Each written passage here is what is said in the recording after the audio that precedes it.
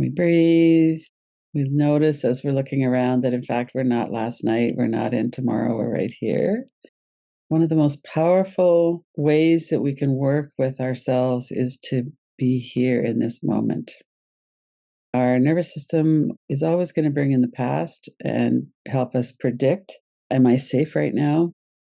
But right now to the nervous system means generally, like, and for the next 50 years. And how can you be sure of that? And you don't know that my body's going to be healthy. The nervous system tends to bring in a lot of chatter. And then we come right into this very specific moment in time. So as we're looking around the space that we're in, is there a fair predictability that your body will be safe for the next 20 minutes or so? And if that's the case, we could let that in. Let go of our tendency to want to jump into action or to be ready. Sometimes what keeps us out of enjoying this present moment is the readiness to move into protection, fight, flight, freeze. Fight and flight are the sympathetic arousal. They're more active. We might be pulling ahead in our chair. Freeze is more of a dull, frozen state, unaware. Let's bring our attention into the specifics of your experience right at the moment. So part of it is what we see. What does it feel like to breathe? And we've all had experiences of not having ease in our breath. Some of that is physical. We might have a cold. Maybe we've got asthma or something going on in our chest, our lungs. So we all know what it's like to breathe with some difficulty. And for most of us, that's not an ongoing condition. For most of us, we have the ability to breathe with more ease, especially if we put our attention there. So we have the physical. We also have the nervous system. If our nervous system is alarmed, we might be holding our breath. And that alarm might be appropriate for decades ago, or it might be something that we've developed as habit over time. Right now, in this moment, do you need to hold your breath to avoid detection? We hunker down, we get very still. We hardly breathe at all because we don't want to reveal our position. And of course, that's prey, predator dynamic. So as you're looking around and as you're noticing your environment and noticing, feel safe enough to come and do this practice. We refine our assessment to see right now in this moment, it is safe enough for me to make some noise, to take a deeper breath, to move my body around. How could we signal that? One of the things we might do is breathing in, bring your arms up, let your body move, make some noise with your breath, breaking through, letting our body have some movement, some range, and some ease. Notice if you have ease in your breath, notice the blessing of having ease in your breath. And if your breath is somewhere in the middle, or maybe you're having difficulty breathing right now, maybe see if you could at least relax your body around that difficulty. Relax some of the fear, perhaps. When we were working with the fear from COVID, people couldn't breathe. There are definitely things that make it more difficult to breathe. And for most of us, a lot of the time, it's not that there's a physical disability or physical issue. It's that we're tightened up, that we're not really breathing with fullness. Often we're not really appreciating our breath because our breath just goes on. It's an autonomic process. Bring our awareness to the breath and to savor the experience of your breath, whether it's beautiful and full or whether it's compromised somehow, to savor whatever it is that's here. And if you breathe a little bit more deeply and then maybe soften your body as you breathe out, our body loves to relax on the exhale.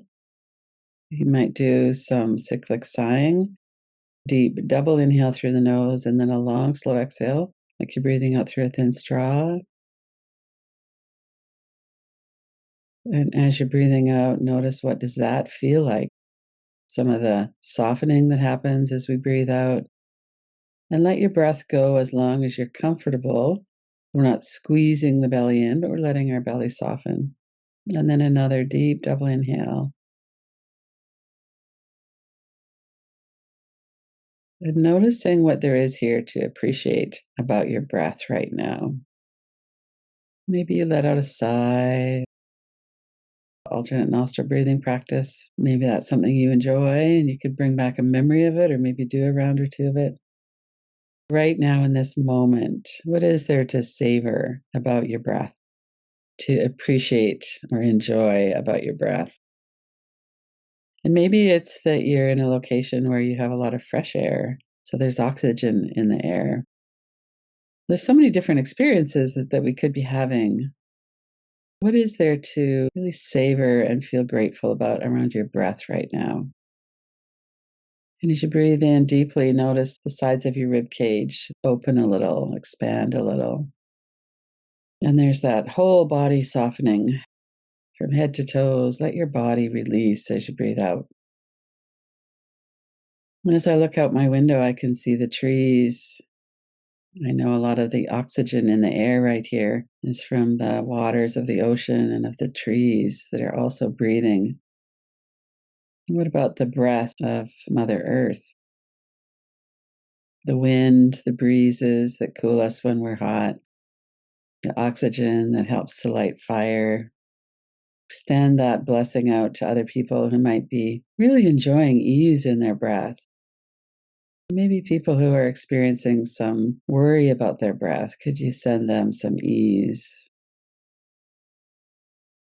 Our breath is connected with our life.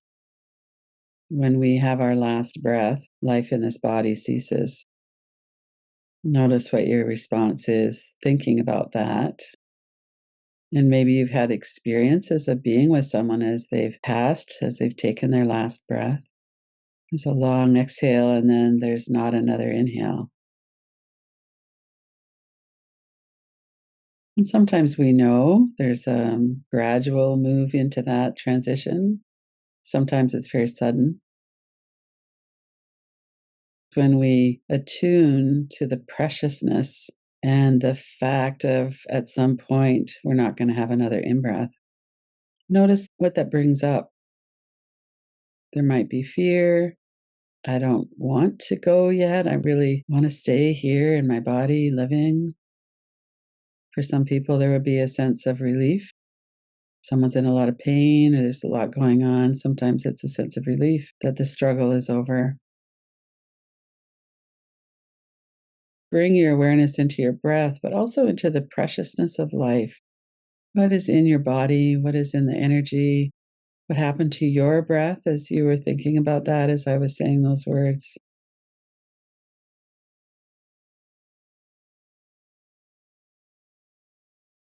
At some point, we will all have our last exhale.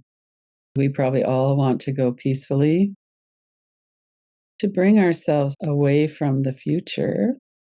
Sometimes there could be a sense of relief, especially if you're in a very difficult situation physically or your circumstances are very difficult, pain in the body, illness. Sometimes people's circumstances are really difficult. And sometimes our circumstances are a little bit easier, but there's still, life takes a lot of effort. Perhaps it just crosses our mind that at some point that effort is going to come to a close as well. We don't want to lose everything. We don't want to lose the joy and the connection and our life and the juiciness and the love and energy, the excitement, all of that. And sometimes it helps to bring it into our awareness that our breath isn't going to continue forever. Our life isn't going to continue forever. And certainly our experience is not going to continue. So if you were to back up a little and appreciate the experiences that you're really enjoying in life these days. I really enjoy where I live. I enjoy being able to go out into the forest. I enjoy having my dog here. I enjoy friends and family. What is it that comes to mind of things that you really enjoy in your life right now? Let's take a moment savoring those.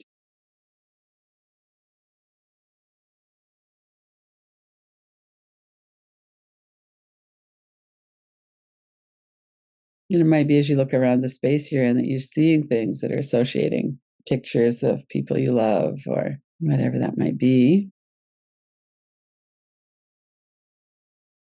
Oh, yeah, that is something I really enjoy. Maybe it's a memory of something you don't do anymore, and memories of the exhilaration of riding my bicycle. oxygen in my body, and my thigh muscles were strong and had good balance. And I used to ride my bike every day. I don't really get to enjoy that now, but I really enjoyed in the past. What are your associations right now? What's coming into your mind right now? Into your thoughts, into your heart?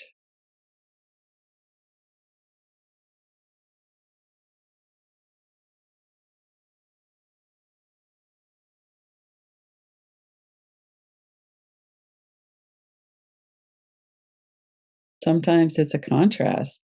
I'm enjoying my breath. I have a lot of ease in my breath right now in two ways. One is my lungs are taking in the oxygen fine and breathing out fine. And another one is that I have a long habit of continuity in my breath. So I'm not feeling that kind of frozen, I can't afford to breathe. I feel a lot of ease in the breath with my nervous system.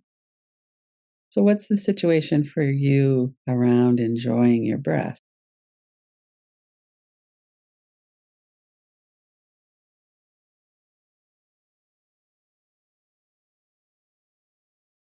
Probably when you're out doing something you enjoy, like working in your garden, your breath tends to get smoother.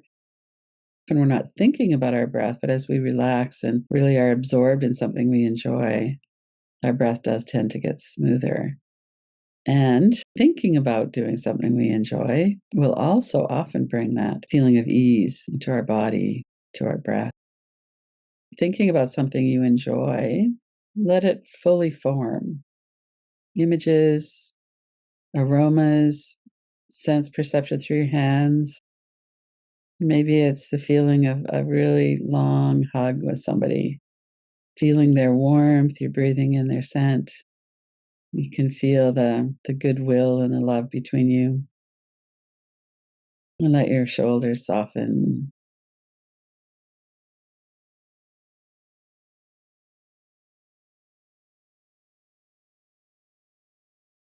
If you were to say, life is precious, I savor and appreciate and enjoy my life. Some parts of our life we love and we enjoy, and other parts not so much. And it might be that we have persevered and stood in our courage, and something's shifted now that we feel more in alignment or we're not hiding ourselves. So some of that might be, I've really come out, maybe come out as queer or something like that, but just maybe come out as I can afford to be who I am. I can afford to be vulnerable and let people really know who I am. Or maybe it's I can afford to see that I'm in freeze and then make an assessment of I look around, I check out the energy, the vibe. Maybe it's safe enough for me to come forward a little bit and connect. Or maybe we look around and go, no, not right now. These people are not safe for me to do that with. So I'm just going to protect myself and I'm going to be kind with myself. That's my priority. Let yourself experience the flavor of this, all of the ways in which we appreciate and savor life. And also, a lot of the time, we're unconscious, we're not really here. And that's one of the ways that we move through life. It's one of the ways when we're working with this kind of awakening, somatic mindfulness, and being more awake, that we examine and we look and we pay more attention. What's going on here? And in what ways am I in a survival response? Could be very strong, really easy to see. It could be a lot more subtle. What would help you savor your life more? These are some ways that I could savor my life more in terms of really being here for it, enjoying it, noticing it. It might be that when you're finished this practice, you're going to go stand outside and let the sun warm up your face, or savor your food, or a friend. So we've circled through some territory here. In these kind of open ended somatic inquiries, there's often a lot that comes in. There's so many different things. And sometimes we're in a situation where, you know what, I don't have enough joy in my life right now. I'm going to bring more in. And so that's a good thing to know as well. I'm feeling kind of dull right now. I'm feeling like I'm not seeing enough people, or maybe my circumstances have changed and I need to bring in more joy. And then how could we do that? Resourcing ourselves through strength and joy. Things that are dampening our enjoyment are things that we could work with maybe over time. We could move into a different location. We could nurture different friends. We could really work with our breath and our body agency that we could tap into when we put our attention there. Couple more breaths. I'm enjoying my body's ability to take in oxygen and breathe.